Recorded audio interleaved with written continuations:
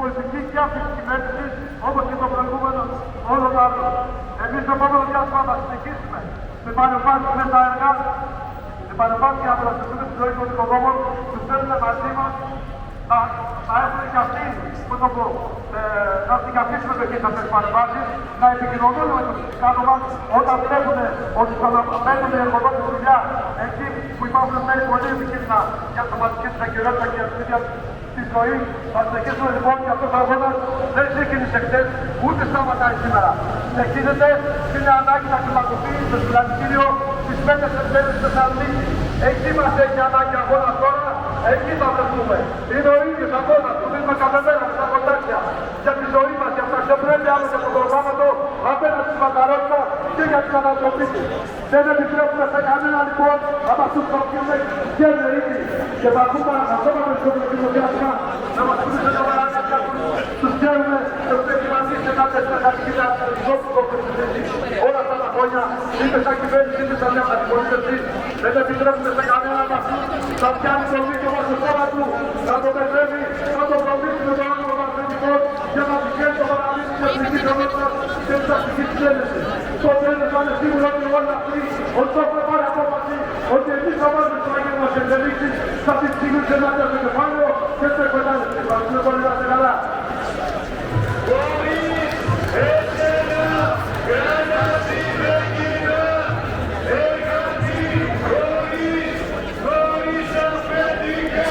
Το λόγο της συγκέντρωσης έχει ο Σταυρούνης Βασίλης, πρόεδρος της Ομοσπονδίας του Δήμου Κάλαθος Κοντών.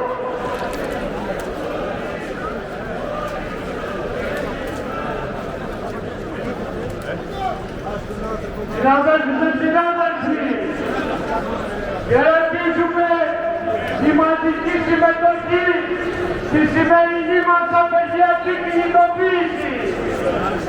Έκανα εργοστάσια στον κλάδο των τροφίμων, κλείσανε. Δεν βγήκε ούτε δουλειά, ούτε κουκιά, δεν βγαίνει τίποτα χωρίς εμάς. Αυτό το μήνυμα στέλνουμε στους βιομήχανους, ότι χωρίς εμάς παραγωγή δεν βγαίνει. Θα πάρουμε σύμβαση ολοκληρωμένη για όλους τους εργαζόμενους του κλάδου. Με κλαδικό μισθό που φαντάζονται όλοι. Με μέτρα για την υγεία και την ασφάλεια.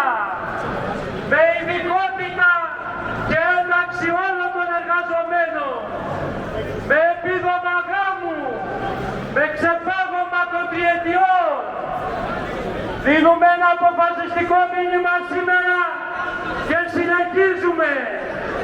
Αύριο στην Τέιστη με 24 ώρια απεργία για την υπογραφή επικρισιακής σύμβασης.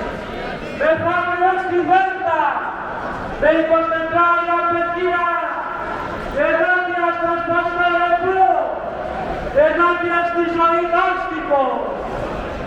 Δίνουμε τη μάχη όλο το επόμενο διάστημα και κλιμακώνουμε μπροστά στη μεγάλη παλαϊκή πανεργατική κινητοποίηση στη Διεθνή Ένωση Θεσσαλονίκη στις